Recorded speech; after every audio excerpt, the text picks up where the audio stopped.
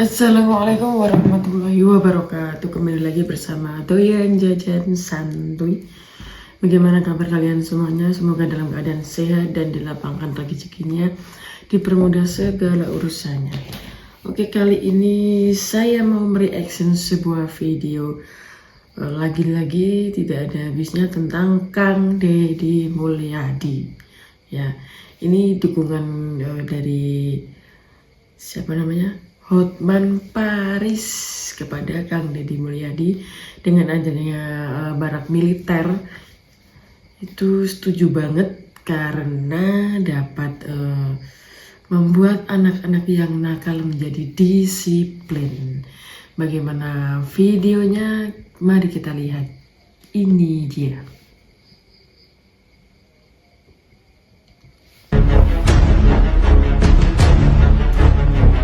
Dan saran saya kepada pemerintah Indonesia, khususnya Bapak Prabowo, agar Rocky Gerung dikirim ke barak tentara agar dilatih tubuh dan mulutnya, ya, agar dilatih tubuh dan mulutnya. Dan Hotman mendukung Deddy Mulyadi,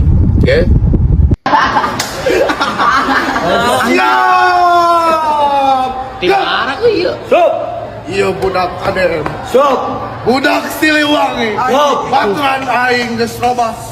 sok. Berlagak. Siapa kita? Kami kader bangsa berjiwa Pancasila. Kali potensi meraih prestasi. Bisa. Aunya. Mantap. Bangsa budi. Bangsa budi. Tak tinggal yang mana?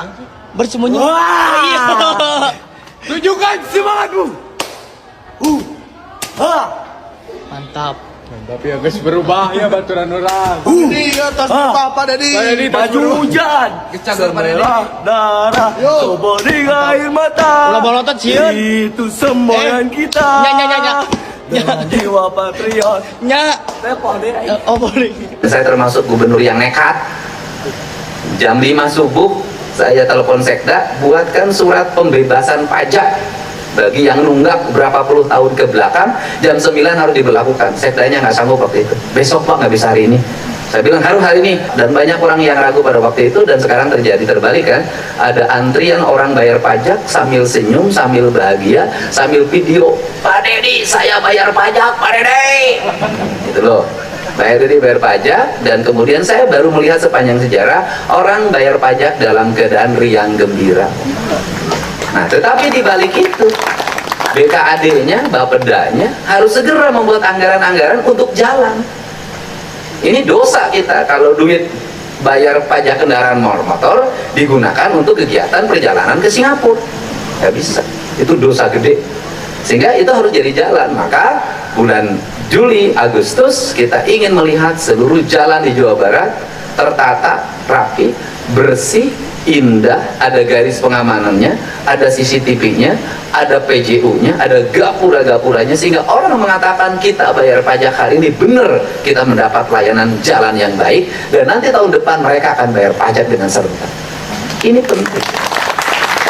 Jadi tepuk ya, kepala Samsat juga jangan bilang saya capek sampai malam jam 9, ya sudah, kalau capek saya pindahin.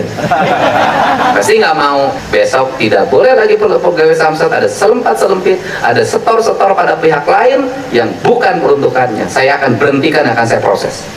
Jadi saya ada maafkan ya.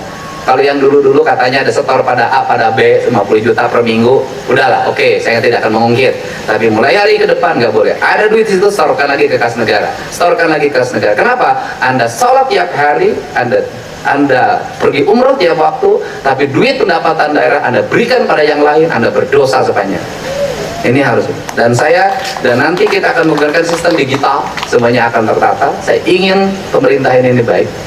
Ya, gitu, tegak lurus, nggak usah mikirin gubernur, karena gubernurnya duda, tidak perlu biaya rumah tangga. Kang Deddy Mulyadi cuma gubernur konten, mendingan gubernur konten daripada gubernur helikopter kan? Mendingan gubernur konten daripada gubernur yang macam tuan raja ditarik pakai perahu karet kan? Saya ngasih modul bonus untuk petugas upacara dari Dodik ini 25 juta untuk dibawa pulang ke rumahnya masing-masing. Dan tentunya buat petugas yang lain juga kita siapkan 25 juta. Saya selalu ditanya, Pak Deddy duitnya dari mana ngonten? Habis gubernur konten punya duit diberikan pada rakyat daripada gubernur molor, daripada gubernur tidur, gubernur protokoler, gubernur ingin dihargai, gubernur menghabiskan anggaran jalan-jalan ke luar negeri. Teu hayang teh Kang Ded.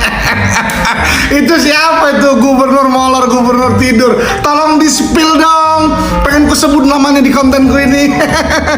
Itu gubernur yang protokoler siapa itu? Gubernur yang ingin dihargai, gubernur yang habisin anggaran untuk jalan-jalan ke luar negeri. Enak banget itu, dapat uang saku katanya ya. Itu kebetulan wakil gubernur Jakarta Bang Rano dulu Karno lagi ikut festival film Cannes itu di Prancis, ikut red carpet lagi gitu, enak banget itu. Itu Kang Deddy Mulyadi bagi-bagi 25 juta buat siswa-siswa yang jadi petugas upacara loh. Masa Bang Rano Karno udah sampai Perancis nggak bagi oleh-oleh buat rakyat Jakarta? Dan juga jangan lupa, jangan kelamaan di Perancis. Nanti jadi lupa bahasa Betawi, bahasa Jakarta. Nanti jadinya nyapa Jakarta, orang Jakarta, bonjour, merci. Tapi luar biasa ya Kang Deddy Mulyadi ya. Aku apresiasi setinggi-tingginya. Bayangkan aja kemarin anak-anak itu nggak bisa diatur, ya kan? Terus dilatih dan dibina oleh TNI di barak militer, dipantau, ya kan? Dibuat programnya sama Kang Deddy Mulyadi. Habis itu setelah lulus bisa sekarang jadi petugas upacara, membanggakan, berubah, ya kan? Yang kemarin main-main mulu, nggak tidur malam, tidur subuh, main game mulu, sekarang rajin sholat, ya kan? Rajin bantu orang tua, bangunnya pagi, produktif, ya kan? Terus bisa jadi petugas upacara, jadi tertib, terus pulang-pulang bawa duit pula itu dari Kang Deddy Mulyadi 25 juta. Alamak, enak kali. Aku pun mau masuk barak militer. Inilah program gubernur yang luar biasa. Tapi nggak kalah sih, ya kan? Programnya Mas Pramono dan Bang Rano Karno yang suruh anak yang nggak bisa dibina, nggak bisa diatur masuk ke perpustakaan. Anak yang nggak bisa diatur suruh baca buku di perpustakaannya, tidur lah. Tidur dia baca buku. anak membawa motor di bawah umur adalah pelanggaran hak anak. Kapan kita bertindak? Dan selama ini kita membiarkan anak-anak nonton film tanpa didampingi oleh orang tua. Itu adalah pelanggaran anak dan kita tidak pernah bertindak. Anak-anak di bawah umur merokok, minum minuman keras, itu adalah pelanggaran hak anak. Semuanya kita berdiam. Negeri ini akan hancur manakala semua orang berdiam.